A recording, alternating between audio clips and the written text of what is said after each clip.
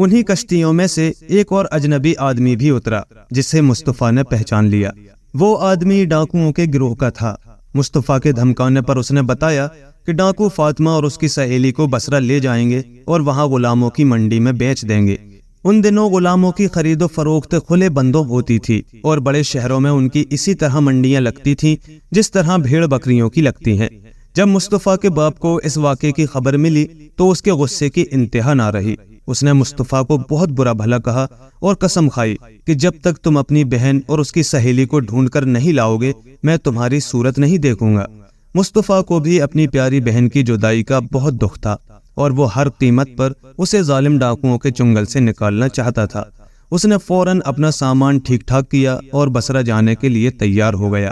اس نے سوچا کہ اگر سمندری سفر اختیار کیا گیا تو اس میں بہت وقت لگے گا اور ڈاکو اس سے پہلے بصرہ پہنچ کر دونوں لڑکیوں کو بیچ دیں گے، اس لیے اسے خشکی کے راستے جانا چاہیے تاکہ وہ ان سے پہلے ہی بصرہ پہنچ جائے۔